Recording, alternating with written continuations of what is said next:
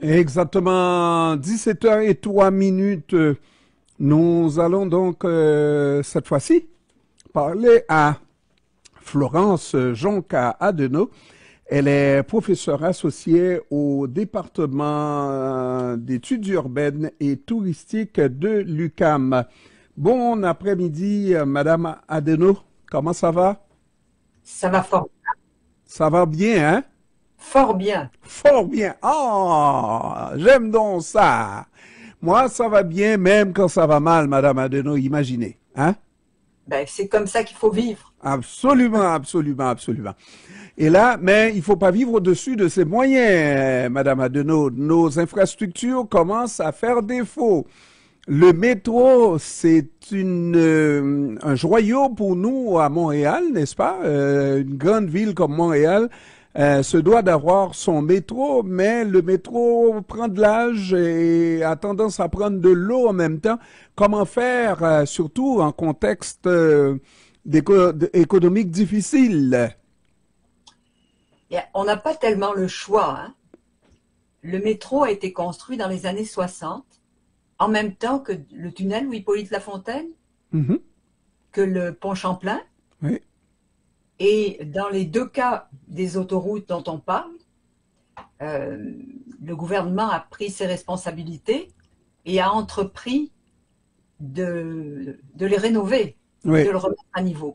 oui, Parce que vous voyez, en béton et métal, là, après 50 ans, 60 ans, il y a des travaux quand même importants qu'il faut faire. oui. Et le métro, c'est dans le même cas.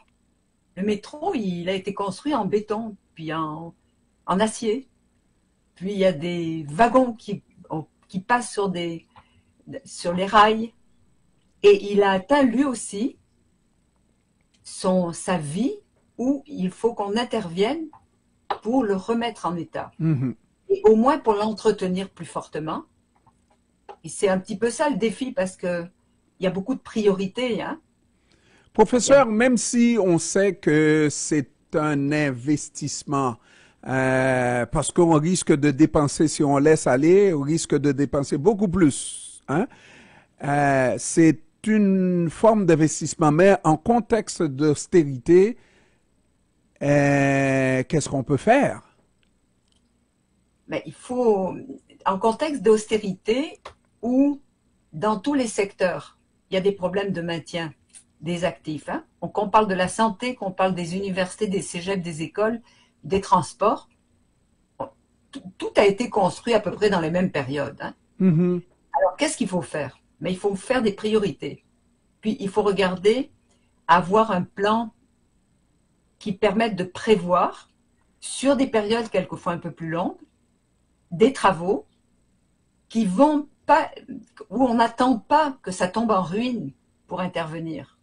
Et c'est parce que c'est là où c'est le plus coûteux. Puis c'est là aussi où les services en prennent pour leur rhume, là. Donc, il ne faut pas attendre. Il faut planifier, mettre de l'argent en ayant ce qu'on appelle un peu de perspective, puis y aller avec un plan d'entretien. Le problème, professeur, c'est que vous êtes réaliste, vous êtes scientifique, vous n'êtes pas politicienne, n'est-ce pas? Et c'est les politiciens qui ont les cordons de la bourse. Les politiciens regardent sur une échéance à courte vue de 4 ans, de 5 ans, là, le temps d'un mandat et le temps de la réélection et ne regardent pas comme vous vraiment sur le long terme. C'est ça le véritable problème, non? Ben, il y a deux problèmes rattachés. Le premier, effectivement, il faut raisonner sur du plus long terme. Il faut raisonner sur les plans de 10 ans. Puis faire une planification où on explique pourquoi il faut intervenir et combien ça coûte. Et non pas se fier à des périodes de 2, 3, 4 ans, là. Hmm. Le deuxième, c'est que, effectivement, quand on observe, en politique, on préfère développer des nouveaux services que d'entretenir des vieilles affaires. Mhm. Et l'argent va souvent plus sur les nouveaux services, la nouvelle autoroute, le nouveau pont, que sur l'entretien, qui est moins intéressant. Mhm. moins visible. Mais si on n'investit pas dans l'entretien, à un moment donné, on va avoir des fermetures de services. Qu'est-ce qui va se passer? La clientèle va s'écœurer, puis ils vont lâcher, et on va perdre plus en ne maintenant pas en état qu'en développant des nouveaux services. Et Est-ce ça que... va coûter plus cher. Oui, oui, professeur. Vous dites que ça va coûter, oui? Ça va coûter beaucoup plus, c'est ça? Mais oui, Mhm. Maintenant, comme j'ai dit tout à l'heure, est-ce que on peut, même en contexte d'austérité, par exemple, lorsqu'on a commencé, malgré nous, cette guerre commerciale avec Donald Trump, en prévision des emplois qu'on pouvait perdre, j'ai entendu le Premier ministre du Québec annoncer le lancement de grands chantiers comme Hydro-Québec, entre autres. Ça, j'ai compris que c'était pour compenser des emplois qu'on perdrait, etc., pour garder l'économie du Québec à flot. Est-ce qu'il ne faut pas continuer à aller dans ce sens-là? Une décote ne devrait pas nous amener à trembler. C'est vrai, ce n'est jamais très agréable, mais c'est quand même pas la fin du monde, non? ben, c'est pas la fin du monde. Et dans les infrastructures, je dis bien dans les infrastructures, remises à niveau, ça, c'est des emplois québécois, hein. C'est du matériel québécois, c'est des jobs québécois, c'est des investissements québécois. Et il n'y a pas plus de 100%, c'est 100% direct. Alors, il faut faire attention à ça et il faut regarder comment on peut le financer. Il ne faut pas avoir peur d'expliquer aux citoyens comment on peut trouver des façons de financer de façon dédiée. C'est-à-dire que les gens savent que ce qu'ils vont payer, ça va pour rénover telle infrastructure. Je vais prendre des exemples très concrets qui sont, à mon avis, des erreurs historiques, mais c'est jamais trop tard pour corriger. Au niveau du gouvernement, le financement des routes puis des transports collectifs, c'est financé par un fonds qui tire son argent de la taxe sur l'essence et de la taxe sur l'immatriculation. Oui. Ce fonds, il est en décroissance. C'est lui qui finance ça. Si on veut réinvestir dans les transports, il faut s'attaquer à redonner de l'oxygène à ce fonds. Mhm.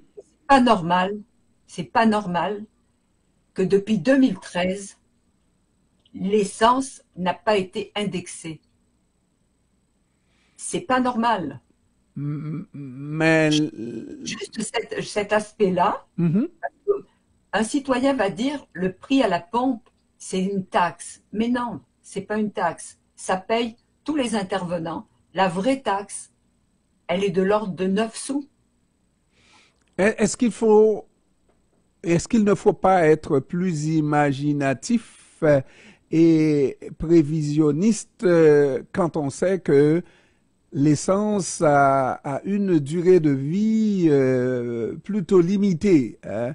Pour l'instant, oui, on peut encore compter sur les taxes à l'essence, n'est-ce pas? Mais pour combien de temps encore, puisqu'on passe à l'électricité dans les transports et dans presque tout. Ben, vous avez raison. D'ailleurs, une des causes de la décroissance des ressources en transport, c'est l'électrification totale ou bimode des transports. Il y a un lien direct. Donc, oui, c'est une source qui est en train de diminuer, de se tarir. Ça ne veut pas dire qu'il ne faut pas continuer à essayer comment dire, qu'elle soit un investissement plus productif qu'elle est aujourd'hui. Et ça va obliger à se retourner vers d'autres types de taxes qui sont toujours des taxes à l'usage. Hein, parce que si on veut, par exemple, rénover une route, eh bien, l'usager, c'est l'automobiliste. Donc, il y a d'autres sortes de taxes à l'usage. À l'époque, dans les années 90, on avait ce qu'on appelait le péage sur les autoroutes, qu'on arrêtait. Et ça servait à quoi? Ben, ça servait à mettre à niveau, à entretenir les routes, puis ça investissait dans le transport collectif. On peut imaginer de revenir à ce genre d'intervention que les gens comprennent. Je ne dis pas qu'ils sont d'accord, mais ils le comprennent parce qu'ils savent où vont leur argent. Mhm. Alors, il y a des choses comme ça qu'il faut envisager. Il y a des pays qui ont installé ce qu'on appelle la taxe à la distance, la taxe et où tout le monde va payer son dû. On ne peut pas inventer l'argent, ça ne pousse pas dans les arbres, hein. Donc, il faut, oui, comme vous le dites, être imaginatif. Mais il faut surtout bien expliquer aux citoyens Ah, pourquoi et comment. il y a cette ambiguïté, on va dire ça comme ça, dans un système de transport collectif où d'abord et avant tout le monde applaudit en disant vraiment lorsqu'il y a un système de transport collectif qui fonctionne de manière efficace, eh ben ça fait en sorte qu'on protège un peu plus l'environnement, on prend nos voitures un peu moins, c'est où on se fie au système de transport pour nous transporter partout dans la ville et partout. Et ça, là, c'est quelque chose qui devrait être financé exclusivement par l'État, n'est-ce pas? Par rapport au fait que l'État, parallèlement, l'État québécois a tendance à vouloir compter sur les frais payés par l'usager, n'est-ce pas? C'est comme vous avez dit sur la route, le transport en voiture doit être payé, doit payer les routes. Ben, on pourrait avoir tendance à dire ceux qui utilisent le transport en commun doivent payer le transport en commun, les frais du transport en commun. Or, ce n'est pas vrai du tout. Il y a un mélange des deux, n'est-ce pas? Tout à fait, vous avez raison. Euh, Ce qu'il faut regarder, c'est que dans le cas des nouvelles infrastructures, hein, un nouveau métro, un nouveau pont, un nouveau service, les règles du jeu, c'est que c'est le gouvernement du Québec qui finance à 100%. Hein, quand c'est des nouveaux services, des nouvelles infrastructures, c'est 100%.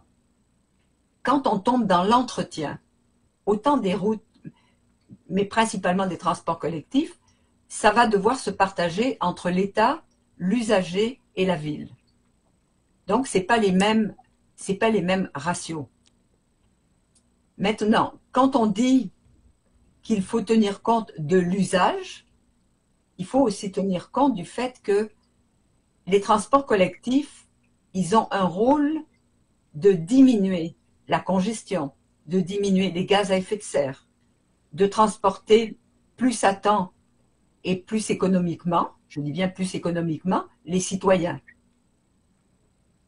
Donc, pour répondre à cet ensemble, ben, le gouvernement, ce qu'il a trouvé, c'est qu'il a dit, et je le répète, il a créé un fonds qui s'appelle le FOR. Et c'est ce fonds-là qui va essayer de faire l'équilibre dans les investissements. Et lui, il est financé par la taxe sur l'essence et la taxe sur l'immatriculation, principalement.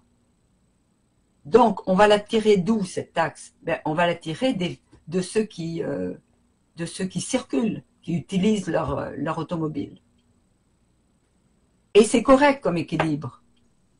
C'est correct, parce que quand on mesure les bienfaits, et je vais prendre un chiffre, les bienfaits sur l'économie et sur la population et sur la société est plus fort d'un quelqu'un qui se transporte en transport collectif qu'en automobile.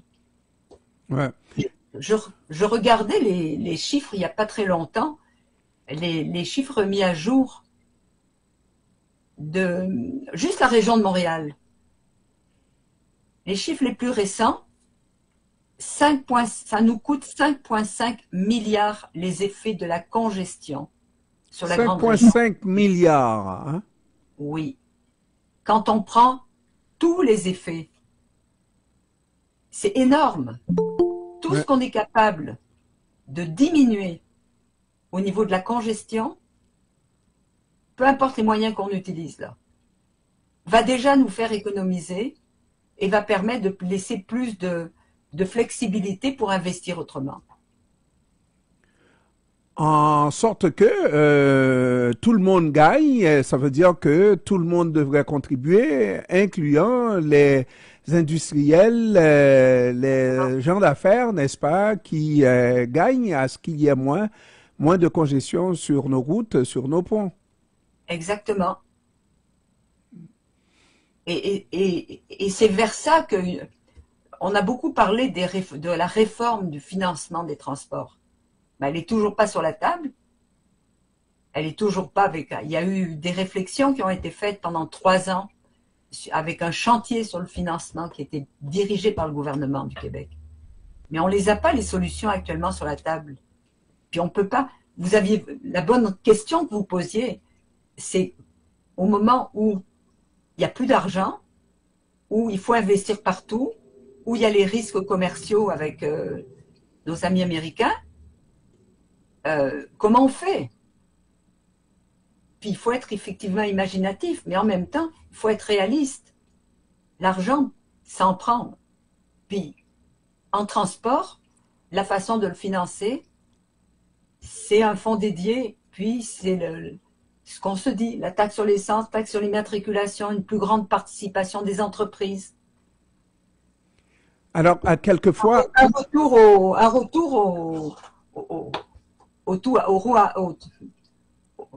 aux frais d'utilisation de la route. Quelquefois, on dit qu'on joue aux gérants d'estrade, n'est-ce pas? On se met dans la peau un instant de ces dirigeants-là, mais tout d'un coup, on voit tout s'effondre autour de nous, les infrastructures hospitalières, pas seulement à Maisonneuve-Rosemont, là, mais c'est presque partout dans la province. On entend des problèmes dans le métro, presque tous les problèmes se posent, arrivent en un seul moment. Si vous étiez conseillère du Premier ministre, qu'est-ce que vous lui auriez conseillé? Le gouvernement est dans une très fâcheuse posture, là. Vous l'admettez? Ouais. C'est loin d'être évident parce que là, quand on additionne les besoins et les factures juste pour l'entretien, on n'a pas les moyens de tout faire en même temps. Donc, il faut prioriser. 2, il faut le faire sur une période un peu plus longue que le 2-3 ans, là. Il faut revenir au réalisme. Donc, est-ce que ça vaut pas la peine de mettre le paquet sur la rénovation, la restauration des infrastructures avant d'en construire de nouvelles? Ça, c'est un choix difficile. Parce que même en même temps, c'est quoi les discours qu'on entend? C'est autour de nouvelles infrastructures. Oui, absolument. Et ça, c'est la petite politique, là. Alors, si on veut être très rationnel, je dis pas politique, c'est rationnel, on fait passer l'entretien de la maison avant de l'agrandir. Absolument. Si je peux comme ça. Puis, on regarde ce qu'on a comme ressources, où est-ce qu'on est capable d'aller en chercher un peu plus, où est-ce qu'on est capable aussi de faire le lien entre l'utilité de l'investissement et puis le retour sur celui qui paye. Ça, c'est très important parce que les gens, le monde, ils en ont assez de se dire nos taxes, elles vont nulle part. On a les problèmes et puis on paye. Alors, il faut remettre ensemble. Tu payes, mais ça sert à améliorer, ça sert à rénover, ça sert à te permettre de faire des économies sur ton portefeuille. Professeur, il y a un constat qu'on peut faire, tout le monde, là. C'est les infrastructures, en tout cas la reconstruction ou en tout cas les rénovations d'infrastructures. C'est à peu près comme une voiture neuve qu'on achète. On rentre au concessionnaire, on sort la voiture et elle perd de la valeur. Nos infrastructures pour la reconstruction, on prend une entente aujourd'hui, ça coûte 1 milliard, demain ça coûte 1 milliard point quelque chose, tous les jours, tous les jours. Est-ce que ça serait pas le temps de responsabiliser ces gens-là? Moi, je suis d'accord, ils ne sont pas là pour les beaux yeux de la chose et la beauté de la chose, n'est-ce pas? Mais par contre, à quelque part, est-ce qu'on n'exagère pas aussi, là? Est-ce qu'on n'exagère vraiment pas dans les coûts qui augmentent, les coûts qui dépassent, et tous les jours, tous les jours? Bien, vous savez, les coûts, c'est rattaché à, la première image qui vient à tout le monde. Comment ça se fait que ça augmente autant? Est-ce que c'est parce que c'est mal géré? C'est la première réaction. Moi, je pense qu'il ne faut pas généraliser. Les coûts, ils sont attachés, mettons que vous rénovez quelque chose, ben, ils sont attachés aux matières premières, hein, dont on a besoin, ils sont attachés aux gens qui vont s'occuper de faire la rénovation, puis ils sont rattachés au financement, au coût du financement. Ben, les matériaux, ils augmentent de façon phénoménale. Ils augmentent là en ce moment, depuis 2 ans, ils augmentent. Vous avez dit, et vous avez rappelé que les matériaux sont québécois. Pourquoi Alors, ça augmente comme ça? ils sont québécois, mais ils augmentent. Quand vous les achetez, vous avez ce qu'on appelle, vous savez ce qu'on appelle de l'inflation dans chacun des secteurs. Ouais. Et puis, vous avez des salaires qui sont payés, qui eux aussi augmentent. Et quand vous faites l'addition, eh bien, ça augmente. Ça augmente rapidement. Et ça augmente rapidement. Puis quand en plus vous allez en appel d'offres pour faire les travaux, ben, vous avez le résultat de la vérité. C'est quand l'appel d'offres rentre, c'est ça le coût qu'on va être obligé de payer. On peut bien recommencer les appels d'offres et puis se dire qu'on va espérer que ça va aller mieux. Mais en général, ça marche pas comme ça. C'est vrai. Florence Jonca-Adenau, professeure associée au département d'études urbaines et touristiques de l'UQAM. Je vous remercie, professeur, d'avoir pris du temps pour nous cet après-midi. Merci de m'avoir invité. Merci. Au revoir. Au revoir.